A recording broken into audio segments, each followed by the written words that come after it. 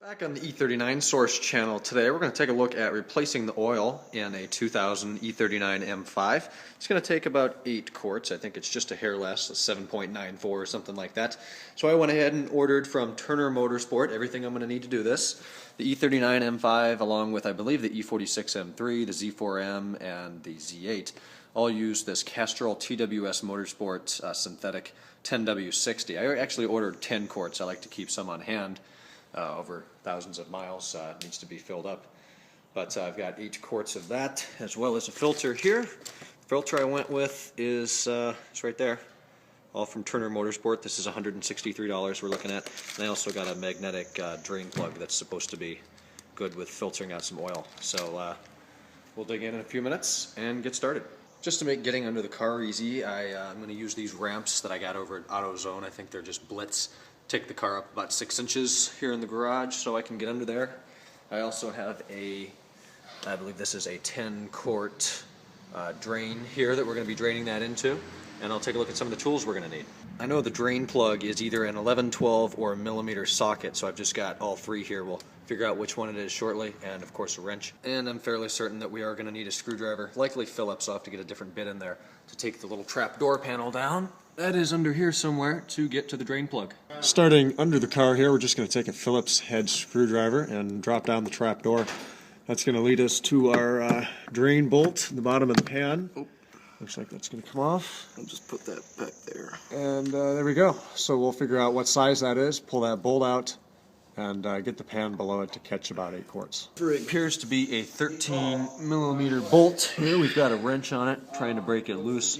May need some oil. It seems to be pretty tight down here. Alright, had to throw a piece of PVC pipe on the end of the wrench there to make a breaker bar out of it, but we got the bolt coming out here, the pan. We'll drop that down and probably fill that up most of the way. Up here in the engine bay, we've got the oil draining right now. We're going to go ahead and pull the filter cap off. There is a tool. This is my tool. Just going to throw that over there, get some channel locks on here. This is what we did last time, and see if we can crank this thing off without damaging it. We're going to pull this off here. The filter is obviously on the other side of this. Try not to make too much of a mess getting it here in the bag. And the filter obviously will come off the cap here. Try to let some of it drain. And it's, there it is. It's hot, of course. Alright, now it's just going to be a matter of pulling the filter seal here with a flathead screwdriver off of the cap, and then the filter should actually just snap right out of the cap. Yeah, it should. It's the same as the Audis. Yeah. Like that. So now we'll get that old gasket ring off here. Another quick look. This is the filter we're going to be using. So there's the part number and make. And Alex, if you can pull that out of there real quick, we should see that it comes with a new ring down there. My bad. There it is. There it is, right there. With the filter and cap off there, we've still got a little bit of oil running out there. Very little.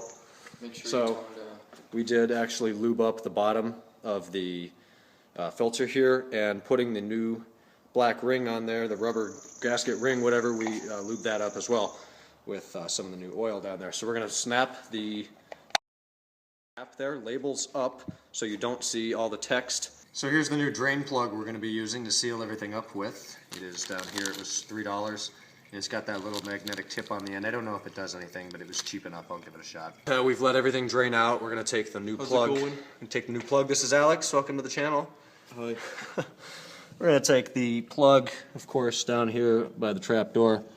Screw it back up in there by hand, making sure that the copper washer is on there. If you're using the existing plug, make sure that you use the copper washer that came with your new filter to put on there.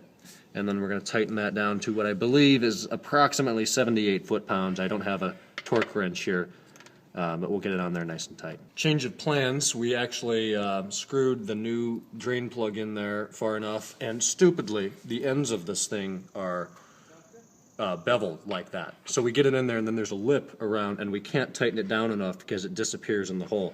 So I took the new washer that came with the filter, put it on the old drain plug, and we're going to reuse the existing vehicle drain plug in there. With the existing drain plug torqued back down to what we think is about 78 foot-pounds with a 13mm wrench, we've just taken the black plastic door, Gotta get this oil pan out of here. put it back on there, and it's simply a Phillips screw that tightens that back up to protect the bottom of the oil pan there. All right, in the empty oil canister here, we're going to take about 3/4 of a quart of the oil that we're going to be using and put it in here. I'm not going to be using a funnel, so I'm just going to be careful. Let that drain down a little bit. We're going to have to be very careful with the filter getting it in here without making that overflow. So we're going to have to go in really slowly and allow the filter to absorb some of the oil, which I will do in a minute. As slowly as can be, we'll let that filter absorb.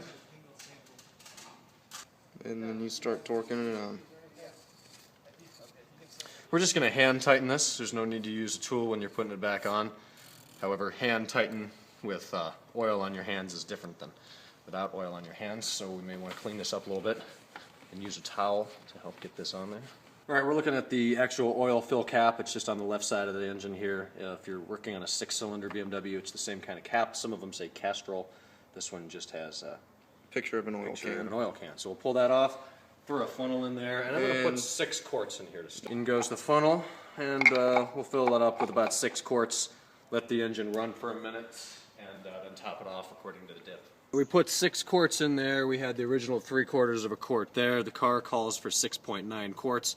Topped it up a little bit. We're right good halfway up the dipstick. So that's all set. I'm going to do a little drive later today. I'll check it again, add anything if necessary. You have a Peak FCX engine analyzer, code reader, whatever you may call this. There's a video on the channel about how this works. We are going to go ahead and reset the oil service light. So just figure out how that orientates itself in there. We're going to hit select until we see OL. It's the third option. Then punch go. It's going to execute that command counting from 00 to 01 to 02, and now we're back at fault code.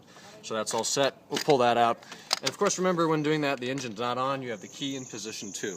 And that's about all there is to it. It's actually been 2 or 3 weeks since I filmed that video. I just opened up Final Cut, saw the project sitting in there, and knew I needed to get that up. So I hope this video helped you out in changing the oil in essentially any car. It's pretty much the same process. If you've never done it, it helps to watch a video to see just basically what has to be done. It's not difficult at all, but I hope that helped you out. Leave some comments down below.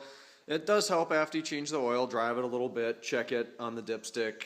You may have to add some once it works through the engine a little bit. But that's it.